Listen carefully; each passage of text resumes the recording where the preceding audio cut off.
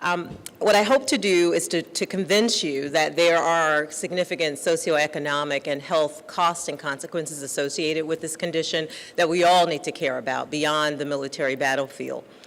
So the first thing I want to talk about as a way of framing our discussion is to focus a little bit on some of our recent national tragedies, which have raised our public awareness for the potential for exposure to traumatic events in the course of everyday American life. And such events have produced not only costs and consequences that can chip away at our national sense of optimism, but also at the mental health of individuals who are immediately affected by them.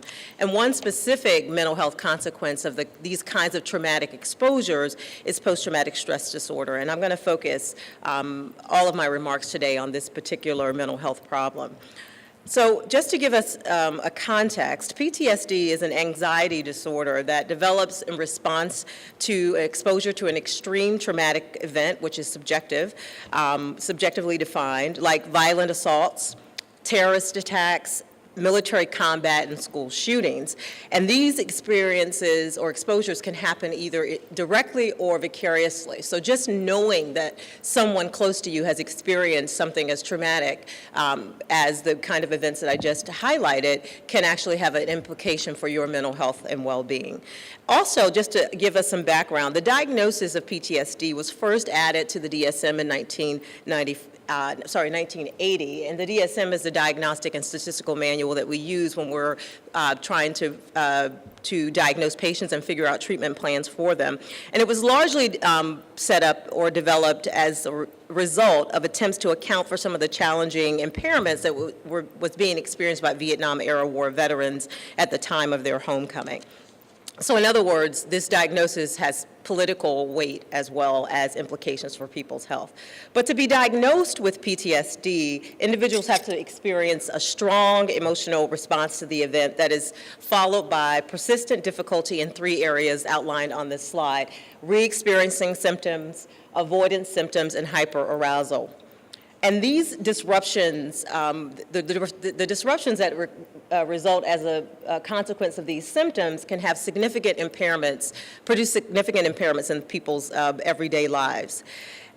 And the important thing I think to mention is that not everyone who is exposed to such traumatic events will go on to develop PTSD. In fact, there are specific factors that place individuals at risk and also factors that afford them protection or make them more resilient in the face of these kinds of stressors. For example, one risk factor is not having a system of social support in place after the experience of such a traumatic event. And something that might make someone more resilient is being able to seek out social support from people around them, such as their families or friends, or having, for example, in the military setting, a command climate that is conducive to help seeking. So in other words, there are things that can prevent the onset of this condition. But according to recent estimates, approximately 7.7 million Americans, adults age 18 and older, or about 3.6% of the people in our U.S. civilian population, will develop PTSD in any given year. And when we look at the lifetime prevalence of PTSD, which are the estimates, I believe, on the farther left side of the slide, we see that the lifetime prevalence of PTSD is slightly higher, but each of the prevalence rates for both with the 12-month and the lifetime prevalence indicate that the risk for developing PTSD declines with age. So we generally see PTSD onset at around age, I think, 23, but the biggest prevalence rates are in midlife. And I think that has significant implications for how we think about the onset of other chronic conditions that might share comorbidity with PTSD. When we look at our data for the military, the estimates are somewhat less clear. And the reason that is because the criteria that is used to estimate the prevalence within the military is not always this equivalent across the services, and it's not always equivalent. The way that we count PTSD isn't equivalent across those military groups. But I can give you some data recently provided by the Department of Defense that estimates that nearly 213,000 members of the military have suffered brain injuries since 2000, and that about 3,000 veterans who were assigned to conflicts in Afghanistan and Iraq have suffered either from major depression or PTSD. To think about this another way, according to estimates, another set of estimates that not only looks at the percentage, but also the numbers of individuals that are affected, the Department of Veteran Affairs suggests that a little over 300,000 individuals who have served in Iraq and Afghanistan suffer from a service-related condition of service-related indication of PTSD. So I think the take-home message here is that our veterans who are returning from war are affected, but that the weight of the evidence does not suggest, for example, that it is only combat veterans who suffer from PTSD, and I think that's an important message for us to think about. Another thing to think about in the context of today's summit are these racial and ethnic differences that have persisted over time in the prevalence of PTSD. For example, a number of studies, while there are some variations in the findings, suggest that African Americans have a higher lifetime prevalence of PTSD, and Asian Americans also have a comparatively higher prevalence of PTSD when compared to whites. And that the risk of developing PTSD among African Americans once they're exposed to traumatic events is actually higher also than non-Hispanic whites. Some have tried to figure out why this might be, and we've learned that it's not the characteristics of the exposure to the events that actually explain this conditional risk in PTSD, this higher conditional risk among African Americans, so there's something else going on. Some individuals have suggested, researchers have suggested, that part of the reason why we see a higher prevalence of PTSD in African Americans and ethnic minorities is because of the compounded exposure to race-related microaggressions or everyday racism that individuals experience in their environment, such that the PTSD symptoms are enhanced or exacerbated because of these additional exposures. And I think that's important for us to keep in mind as we're thinking about the potential ways in which we might intervene in this, on this condition for individuals in these racial and ethnic minority groups. And we can also begin to understand these higher prevalence rates if we look, for example, at a snapshot of the racial composition of the newly enlisted recruits in 2006 and 2007, which was when we were in the throes of the Iraq and Afghanistan conflict. And the data suggests that the representation of African Americans in the newly enlisted recruits is slightly disproportionate from their representation in the total population. So in other words, there are more African Americans being enlisted that were enlisted during this time period than there were in the total population. And I think that that's really important for us to think about. It may help to explain why, in fact, we see these disproportionately higher rates of PTSD, particularly in this time period that we find ourselves in. Another thing to think about when we're considering prevalence estimates are the gender disparities that we see across time. And even though this data does not show these relationships longitudinally, we have found across a number of studies consistently that women are at greater risk for developing PTSD, despite the fact that men have a greater risk for being exposed to events. So there's something gendered about the experience of stress that actually privileges in a negative way women in this particular context. And I think these prevalence estimates, you can't really see it on the slide, but this slide depicts the mental health comorbidities that are associated with PTSD, and some of which include traumatic brain injury, suicide, alcohol and substance abuse, and mood disorder. So in other words, we're likely underestimating probably the total burden of PTSD because they're masked by other conditions that occur alongside of them. And I want to spotlight one particular comorbidity that has gained increasing national attention, and that's suicide. We know that individuals who experience PTSD have a higher chance of committing suicide than individuals who do not present with that condition. And over 50% of all trauma survivors worldwide, according to some estimates by the National Institutes of Health, will attempt suicide in their lifetimes. The NIH also estimates that people suffering from PTSD are 6 times more likely to commit suicide, and that U.S. veterans now account for 1 in every 5 suicides that we see. This past April, just to highlight this point, the Veterans Administration Suicide Hotline received a record number of calls, nearly 14,000 over the month, roughly 400 a day. So there are individuals who are suffering from this condition, I think, that we need to pay particular attention to, especially those who are at amplified risk for suicide. One other thing that I want to point out, because this can paint sort of a grim picture, is to give us a sense of who's being treated in the U.S. Civilian population for PTSD. Roughly 50%, according to the most recent national estimates, which are lagging behind our current times, but give us a sense of who's getting treated, suggests that 50% of individuals who are diagnosed with PTSD are actually getting what we call minimally adequate treatment.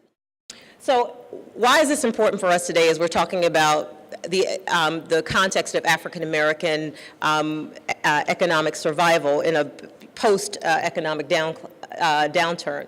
Well, one of the reasons why it's important is because individuals suggest that some of the unemployment rates that we're beginning to see in our veterans are perhaps they interdigitate with PTSD, that the fact that some of our veterans are not able to find employment has to do, one, with the stigma that is inherent in this condition and the fear on the behalf of employers of hiring veterans when they return to our shores. So I just want to give you a sense of where we are in terms of all veterans. If you look at this slide here, you'll see that over time, there's been a decrease in the unemployment rate among all veterans in the U.S. But when we look, and the pattern is the same as when we look at even veterans who have come home from Iraq and Afghanistan. But the take-home point here is that the decline is a pretty volatile environment for veterans to be employed, and that some veterans suggest that even these numbers mask some of the treatment that they receive once they go out and try to seek employment. So researchers estimate, in fact, that the economic impact of PTSD, including when we think about medical care, loss of productivity, and lives lost from suicide, some place it at roughly $4 billion to $6 billion, and when we look at a 2-year period. So the costs are significant economically. And here are just some of the voices from prospective employers and some of our veterans about some of the ways in which they perceive they're being treated when they're going out to try to seek employment. So one of the veterans quotes here talks about the way in which people perceive veterans in general, but particularly the fact that they think that everybody who suffers from PTSD is going to be a fly-off-the-handle kind of crazy person, and that because of that perception, they're not given a chance in the economic or labor market. And Marsha Carruthers, who's the president and CEO of the Disability Management Employer Coalition, echoes these sentiments, that in fact some employers are not willing to hire veterans because of their perceived risk in the workplace. These are just some other facts about discrimination in hiring practices, and the take-home message here again is that there are negative perceptions around PTSD that we need to minimize if we're going to create a socioeconomic context that is welcoming of returning veterans and any individuals, in fact, who are suffering from PTSD. Another socioeconomic cost of PTSD is homelessness, and most people in this room are aware that veterans' homelessness has been a significant issue, I would say, since post-Vietnam. But in recent years, we've seen even more striking data to suggest that homelessness among veterans is a problem that we need to pay attention to that might be either a consequence or a correlate of mental health disorders like PTSD, and something that as policymakers that we have to be considerably watchful of.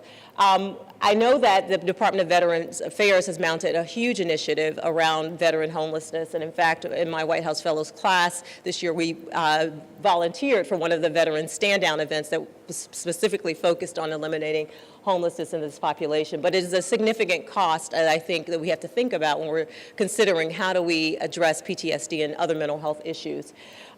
Some other recent policy advances that are notable here are the Mental Health Parity and Addiction Equity Act, which essentially means that mental health conditions have to be treated with financial parity with respect to billing. The Vow to Hire Heroes Act of 2011, which focuses on trying to get employers to hire veterans and focusing on specific areas in which veterans might bring unique skills.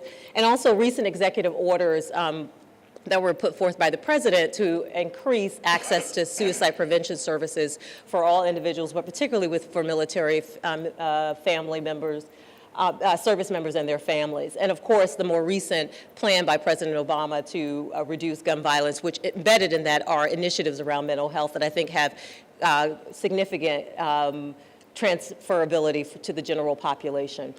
So I just want to leave you with a couple of points. First is the obvious that I've made several times throughout this presentation, and the second also is worth repeating, and that is, in order for us to really begin to think about how we're going to address PTSD, we have to broaden the aperture through which we view it. And I think the longer we consider this as something that's just solely a problem that the Department of Defense or the Department of VA Veterans Affairs has to address, then we can exclude ourselves from the conversation and not think about ways in which we as a society have to share the burden for this condition, because again, it affects all of us and in slightly different ways. And that also, as we're thinking about this in the context of today's summit, that we have to monitor the policy implementation so that individuals who are at greatest risk for PTSD reap the benefits. So we know, for example, that these economic data are mirror in some ways the unemployment rates for marginalized groups. And so if you add that burden of mental health conditions on top of other sort of potentially stigmatizing demographic characteristics, then you're likely to see an exponential increase in the burden of PTSD for those populations. So we have to be thinking about policy implementation and making sure that we smooth the way for individuals who are at greatest risk. And I think the last point I want to leave is for those individuals who may find themselves in the grips of PTSD or other mental health conditions. There is hope. If you are suffering from PTSD or you think you're suffering from PTSD, there are ways to get help. We know that treatment is effective, and we know that prevention works, and we know that people can recover. So I just want to leave you with those thoughts, and thank you for your time today.